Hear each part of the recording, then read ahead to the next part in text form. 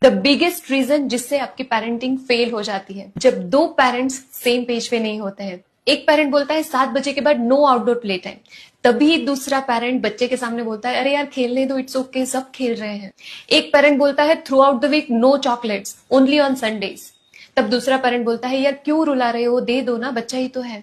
एक parent boundary set कर रहा है, स्ट्रिक्ट है, तभी दूसरा पेरेंट छुप कर बच्चे को वो चीजें दे रहा है, वो सब करने दे रहा है। These are the major reason जिससे पेरेंटिंग फेल हो जाती है। अगर आप अपने पार्टनर की किसी बात से सहमत नहीं है या आपका पॉइंट ऑफ व्यू अलग है तो उसे प्राइवेट में डिस्कस कीजिए, लेकिन बच्चे के सामने आप जब बात कर रहे हैं तो एज ए टीम बात कीजिए, क्योंकि अगर आप ऐसा नहीं करेंगे तो बच्चा ऑलवेज कंफ्यूज रहेगा, what is right what is wrong, क्योंकि एक पेरेंट कुछ और बात कर रहा है, दूसरा पेरेंट कुछ और बोल रहा है। तो इसीलिए अगर बच्चे को कोई सही चीज सिखानी है तो पहले उसके लिए आपको एक पेज पे आना बहुत जरूरी है। अगर एक पेरेंट बच्चे को कुछ बोल रहा है या सिखा रहा है तो बच्चे के सामने उस पेरेंट की बात को क्रॉस मत।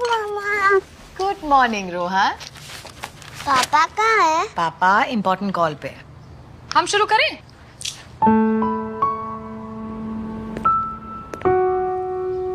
Good morning, guys. Morning. What's for breakfast? French toast. Wow. हाँ पापा, योर फेवरेट। मम्मा, आपका न्यू ईयर विश क्या है? न्यू ईयर विश मुझे पक्का इस साल गिटार सीखना है।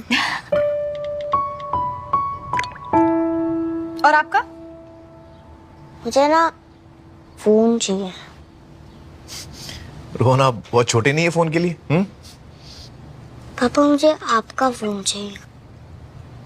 मैं खेलूंगा नहीं, ऑफ करके रख दूंगा।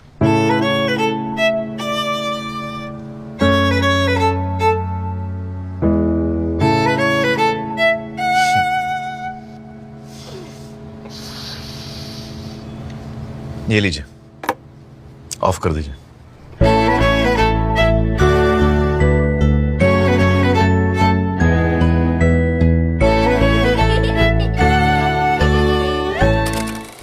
भैया मैं कल से स्कूल नहीं जाऊंगा, आपके साथ काम करूंगा।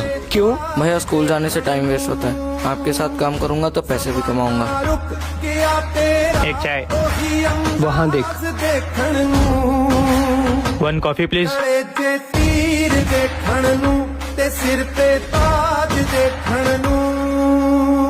देखा ना, अगर तू काम करेगा तो सिर्फ पैसा मिलेगा, और तू पढ़ाई के बाद काम करेगा तो तुझे पैसा भी मिलेगा और इज्जत भी। ओए, कहाँ जा रहा तू? स्कूल जा रहा हूँ, मुझे पैसा और इज्जत दोनों कमाने हैं। बच्चे को सबसे ज्यादा प्यार कब करना चाहिए? उसके बेस्ट 3 मैजिक आवर्स। नाउ बच्चे के दिन में 3 मैजिक आवर्स है। वो कौन से हैं? सबसे पहले जैसे वो उठा, जब बच्चा उठता है ना तो सेंसिटिव उठता है, तो उसको वो प्यार चाहिए। सेकंड, उसको कब प्यार चाहिए पता है? जब वो स्कूल से आता है। जब बच्चा आया, बच्चा I missed you so much, जब आप स्कूल में थे, चलो अभी बताओ क्या करना है आपको। एंड बच्चा जो भी कर रहा है ना उसके पीछे पीछे भागो, जस्ट फॉलो द बच्चा। And third sensitive time is सोने से पहले का बच्चे का time. My time to emotionally coach my child. पूरे दिन में जो 2, 3, 4, 5 जो गलत चीजें की है मेरे बच्चे ने, मैं उसको उसी चीज पे इमोशनली काउंसिल करूंगी, बिकॉज मैं मेरे बच्चे की पेरेंट नहीं हूँ, फ्रेंड नहीं हूँ, मैं उसकी लीडर हूँ। मम्मा ने कहा आज आइसक्रीम नहीं मिलेगा या टीवी देखने को नहीं मिलेगा, एंड वो बच्चा दौड़ा हुआ चला जाता है पापा के पास, एंड पापा उसको या तो वो गेम या तो टीवी या तो आइसक्रीम के लिए हाँ बोल देते हैं। और तकरीबन 90% से ज्यादा फैमिली में इस तरीके से घटना कहीं न कहीं पे देखने को मिल जाती है कि जहां पर मम्मी ने मना किया हो और पापा या दादा या दादी उसको हाँ बोल देते हैं। मेरा ये मानना है कि यदि आप आपके बच्चे को बेस्ट ऑफ द बेस्ट परवरिश देना चाहते हो तो मम्मी एंड पापा दोनों के बीच में टीम वर्क होना जरूरी है। यदि मम्मा ने कहा है कि आज आपको आइसक्रीम नहीं मिलेगी तो वो बच्चा दौड़ के पापा के पास जाए, दादा के पास जाए, दादी के पास जाए। यदि हर जगह पर जाए और हर जगह से उसको ना सुनने को मिले तो वो बच्चा वेरी ओबीडियंट बनेगा, वेल डिसिप्लिन बनेगा, एंड फ्यूचर में उसके सफल होने के और सुखी होने के चांसेस बढ़ जाए। पेरेंट्स है और अपने बच्चे को सबसे बेस्ट गिफ्ट देना चाहते हो तो क्या होगी? आईफोन होगा, फरारी कार होगी, क्या होगी? तो ज्यादातर लोग बोलते हैं संस्कार होगा। कैसे दोगे संस्कार बताओ? को एडवाइस देके या ये करके, यही बोलते हैं ना अच्छी स्कूल में पढ़ा के। मैं बोलता हूँ नहीं, सबसे बड़ी गिफ्ट क्या होगी? हस्बैंड और वाइफ का जो क्वालिटी ऑफ रिलेशनशिप है उसकी इफेक्ट जो बच्चे पे आएगी ना, वो सबसे बड़ी गिफ्ट होगी। अगर हस्बैंड एंड वाइफ एक दूसरे को रिस्पेक्ट से रहते हैं, प्यार से रहते हैं, और उसकी जो बच्चे पे इफेक्ट आएगी ना, उनके लिए बेस्ट गिफ्ट होगी। तो सबसे बड़ी बात यह है कि आप दोनों एक दूसरे के साथ प्यार से रहोगे ना, उससे जो बच्चे के ऊपर प्रोग्रामिंग इफेक्ट होगी ना। डिसिप्लिन 20 साल की एज में नहीं किया जाता, वो डिसिप्लिन 2 साल की एज से स्टार्ट करना पड़ता है। ना सुनने की आदत डालिए, झुकने की उनको आदत डालिए। जो निर्णय उनके लिए लिया जाए वो उनको मानना होगा, नहीं तो वो सीधा ऐसे बोलते हम क्यों करें ऐसा, क्यों मतलब हमने बोला इसलिए। वो कॉन्सेप्ट ही खत्म होता जा रहा है। लेकिन ये कॉन्सेप्ट खत्म होने से नुकसान हमारा नहीं होगा, नुकसान किसका होगा? किसका होगा? उनका होगा, क्योंकि suddenly they can not do it. So it's very important कि हम अपने घर में वापस वो परवरिश, वापस वो संस्कार, वापस वो मर्यादाएं, वो है हमारा धर्म। उस धर्म को अपने कर्म में लेकर आना है। जब हम छोटे थे और अपने मम्मी पापा के साथ मार्केट जाते थे, अगर मम्मी पापा कोई चीज लेकर नहीं देते थे तो बच्चा क्या करता है रोड पे? बच्चा क्या करता है रोड पे? पहले प्यार से मांगता है, नहीं मिलता। दूसरी बार प्यार से मांगता है, नहीं मिलता। तीसरी बार जोर से फटाफट मिल जाता है। वो हमारे पेरेंट्स की सबसे पहली गलती थी, जब उन्होंने जोर से बोलने पर हमें वो चीज दे दी। कभी भी बच्चों को या किसी और को जब वो जोर से बोलें तब नहीं देना। उनकी प्रोग्रामिंग चेंज हो जाएगी सामने से। उनको बोलो जिस दिन आप प्यार से बात करोगे उस दिन बात करेंगे, तब तक आप जोर से बोलोगे आपको चीज नहीं मिलेगी। तो उनकी यहाँ जीवन जीने की सोच बदल जाएगी कि जोर से बोलने से काम नहीं होता, आराम से बात करने से काम होता है। सबसे बड़ी पेरेंटिंग मिस्टेक्स जो आज लगभग हर घर में रिपीट हो रहा है। बच्चों को थोड़ी स्ट्रगल करने दें। ज्यादातर मम्मी पापा ने खुद बहुत ज्यादा स्ट्रगल देखी हुई है, एंड इसीलिए नाउ आज मैं जो देखता हूँ हर मम्मी पापा को ऐसा लगता है कि बस मेरे बच्चे को मैं सब कुछ दे दूं, मेरा बच्चा, उसको दुनिया भर की खुशी दे दो। वही मेन रीजन है उसको सबसे ज्यादा दुखी, डिमांडिंग, चिड़चिड़ा, जिद्दी बनाने के पीछे। सेम में बच्चे की हर डिमांड जो पूरी कर रहे हैं वहां पर ब्रेक लगाए। 10 चीजें बच्चे ने मांगी तो 2 या 3 चीजें इमीडिएटली दिलाओ। 2-3 चीजें हैं जहां पर बच्चों को वेट करने के लिए कहो। 2 या 3 चीजें हो जो अपफ्रंटली मना कर दो, नो कह दो। Major red flags in parenting जो हमें सरफेस लेवल पे बहुत नॉर्मल लगता है, बट इसका डीप साइकोलॉजिकल इम्पैक्ट है on our kids. Number 5, you are consuming alcohol, drug, smoke frequently and sometimes बच्चों के सामने भी। आपको लगेगा इससे क्या ही हो जाएगा, but it is deeply damaging to child's emotional health. Number 4, हमारे घर में कॉन्स्टेंटली झगड़े का एनवायरनमेंट है, नेगेटिविटी है, स्ट्रेस है या साइलेंस है, और ऐसे एनवायरनमेंट में जब बच्चा रेज होता है deeply damaging to child's emotional health. Number 3, आप खुद का बिहेवियर इग्नोर करते हो और बच्चे का बिहेवियर कॉन्स्टेंटली करेक्ट करते रहते हो। आप चिल्लाते रहते हो, बट अगर बच्चे ने अपना वॉइस रेज किया तो आप चिल्ला के बोलोगे डू नॉट शाउट। नंबर 2, आप बच्चे के इमोशंस को समझने के बदले आप डिसमिस कर देते हो। लिसन पेरेंट्स, बिग फीलिंग्स जो है ना बच्चों की, वो डिसअपियर नहीं हो जाएगी, वो डीप जाती है उनके सबकॉन्शियस माइंड में। एंड देन जब बड़े होते हैं ना तो वो एंजाइटी, गुस्सा, ये सारे फॉर्म में बाहर निकलती है। एंड नंबर 1, आप फिट लाइफस्टाइल फॉलो नहीं कर रहे हो। You are eating package junk and you are not working out on yourself. आप बच्चे के सामने बहुत नेगेटिव रोल मॉडल बन रहे हो, और ये बच्चा स्कूल से या क्लासेस से नहीं सीखेगा, घर। 9,000 रुपए की ट्रेनिंग लेने के बाद पता चला कि जिद्दी बच्चों की जिद को कैसे कंट्रोल किया जाता है। हर बच्चा जब कुछ मांगता है तो वो 4 स्टेप्स को फॉलो करता है। स्टेप नंबर 1, प्यार से मांगेगा, मम्मी ये दिला दो, वो दिला दो। आप मना कर दोगे तो बच्चा जाएगा स्टेप नंबर 2 पर, बार बार मांगेगा, सुबह मांगेगा, शाम को मांगेगा, अगले दिन मांगेगा। यहां पर कई मम्मी पापा पिघल जाते हैं। बच्चा सीख जाता है बार बार बोलो, काम बन जाएगा। अगर यहां पर भी मम्मी पापा ने मना किया तो स्टेप नंबर 3, जिद, रोना, चिल्लाना, और यहां पर 90% पेरेंट्स हार मान जाते हैं।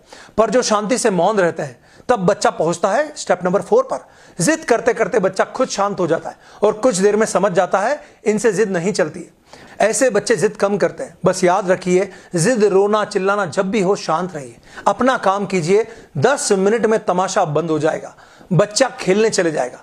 शेयर कर दीजिए, बहुत से माता पिता जिद से परेशान हैं और फॉलो कीजिए, क्योंकि मैं मम्मी पापा के काम की बातें शेयर करता हूं। Spoil your kids with privileges. अगर उसको एक पानी का ग्लास चाहिए और वो आवाज लगाता है कि दीदी मुझे पानी दे दो, and there is a house help that gets a glass of water, या फिर वो बच्चा स्कूल से आता है, उसने अपने सॉक्स और शूज अपनी जगह पे नहीं रखे, उसने बस कहीं रैंडम उतार दिए, and there is again a nanny or a mother who's putting it in place. इन सब छोटी छोटी चीजों से ना बच्चे इन सब छोटे टास्क को रिस्पेक्ट नहीं कर पाते. They are not empathetic towards people. उनको लगता है कि छोटे से टास्क मैं नहीं कर सकता या मेरे लेवल के नहीं है. I genuinely believe that when these kids will grow up, वो बड़े होकर बहुत डिपेंडेंट होंगे. उनको हर एक चीज के लिए either they will look for a spouse to do their small task. और जैसे कोई हार्डशिप आएगी या जैसे कोई भी दिक्कत आएगी, जहाँ पे भी कोई टफ डिसीजन लेना होगा, they will look for support system around them to help them, to guide them. हमारे टाइम पे ये सब नहीं होता था, और अगर हम ये सब नहीं करते तो हमारी डांट पड़ती थी, हमें मार पड़ती थी. ग्लास का पानी खुद के लिए भी भरना होता था और सारी पानी की बॉटल्स भी अपनी फैमिली के लिए भर के रखनी होती थी. हर एक चीज के लिए एक स्ट्रक्चर था, हर एक चीज के लिए रूल था, और हम किसी पे डिपेंडेंट नहीं थे. आज अगर वो सारी प्रिविलेजेस हमारे हाथ से चली भी जाती हैं तो we'll be ready to go back and do the same task again because we've done it in our childhood. So if you want your kid to be successful, just give them what they need और बहुत ज्यादा over pamper मत करो. आपके पास दो बच्चे हैं, एक इंटेलिजेंट है, डिसिप्लिन्ड है, दूसरा थोड़ा सा शरारती है, चंचल है, नॉटी है. तो हमेशा जो शरारती और चंचल बच्चा है उसको इंटेलिजेंट बच्चे की एग्जांपल्स दिए जाते हैं. अब जो चंचल बच्चा है वो हर वक्त अपने आप को एक कंपैरिजन में स्टक फील करता है, बिकॉज उसको कॉन्स्टेंटली कंपेयर किया जा रहा है उस इंटेलिजेंट बच्चे के साथ, क्योंकि उसके बड़े भाई के या बड़ी बहन के 95 मार्क्स आ रहे हैं और मेरे 75 आ रहे हैं. हर बच्चा अलग होता है. पांचों उंगलियां जैसे हमारी बराबर नहीं होती, ऐसे दो बच्चे एक जैसे नहीं हो सकते. मशीनें एक जैसी हो सकती हैं, प्रोडक्ट्स एक जैसे हो सकते हैं, उनका शेप, साइज, क्वांटिटी, कलर एक जैसा हो सकता है, लेकिन दो बच्चे एक जैसे नहीं हो सकते. इसीलिए माँ बाप का फर्ज है कि ये दोनों बच्चे आपके हैं, आपको दोनों के लिए अलग अलग पेरेंटिंग स्टाइल निकालना होगा और आपको दोनों को कंपेयर नहीं करना होगा. तभी जाकर के दोनों बच्चे अच्छी तरह पनप पाएंगे, क्योंकि इंटेलिजेंट वाले की गलती नहीं है वो इंटेलिजेंट है, और चंचल वाले की गलती नहीं है कि वो चंचल है. बच्चों को घर पर कैसे पढ़ाएं, उसके लिए 3 टिप्स. सबसे पहले बच्चों का एक फिक्स टाइम कर दीजिए जब वो स्टडी करेगा, ताकि उसका ब्रेन उसी टाइम पीरियड पर पढ़ने के लिए हैबिचुअल हो जाए. नंबर 2, उसका पूरा क्लास वर्क अच्छे से चेक कीजिए. उसने जो कुछ भी लिखा है, जो कुछ भी किया है, जैसे ड्राइंग किया है, तो आप उससे कहिए कि उसकी प्रेज कीजिए. अरे वाह, तुम ये ड्रॉ करना भी जान गए, तुम ये लिखना भी सीख गए, क्या बात है. इससे बच्चा बहुत मोटिवेटेड फील करेगा. नंबर 3, बच्चों को हमेशा आप एक ही वक्त पर होमवर्क नहीं करा सकते कि आप अगर चाहते हैं कि बस ये 1 घंटे में पूरा होमवर्क खत्म कर दे. ऐसा नहीं हो सकता, क्योंकि जो बच्चों का अटेंशन स्पैन होता है वो सिर्फ 20 मिनट्स का होता है. तो आप 20 मिनट पढ़ाएं, फिर 10 मिनट का ब्रेक लें और फिर पढ़ाएं, और वो भी बहुत इंटरेस्टिंग तरीके से उसे पढ़ाएं ताकि उससे पढ़ाई बोरिंग ना लगे. आप कहीं बाहर जा रहे हो आपके बच्चे को लेके और उसने बहुत टैंट्रम किया and then you are embarrassed that ये मेरा बच्चा तो मेरी बात ही नहीं सुनता, एकदम आउट ऑफ कंट्रोल है. तो इसमें गलती बच्चे की नहीं है. Kids are kids, kids will behave this way. आपको घर पे बाउंड्रीज होनी चाहिए related to eating, to screen time, speaking polite behaviour, listening to parents, related to their routine, sleep time, meal time. Boundaries consistently पूरे family को बता दो और सबको फॉलो करनी है. अगर बच्चे को लगेगा मम्मा पापा बहुत स्ट्रिक्ट हो रहे हैं, इतने रूल्स हैं, तो अगर बच्चा रोए तो रोने दो. आई नो बच्चा, it's difficult for you, I am with you. उसको रोने दो, उसके साथ बैठो, बट रूल्स चेंज नहीं होंगे बिकॉज बच्चा रो रहा. It is okay if your बच्चा doesn't like you for some time, because हमें सिर्फ होशियार बच्चे नहीं रेस करने हैं, हमें मैनरफुल एंड रिस्पेक्टफुल बच्चे रेस करने हैं. एंड हेंस आई से बच्चे तो बच्चे ही रहेंगे, पेरेंट्स को सीखना पड़ेगा पेरेंटिंग.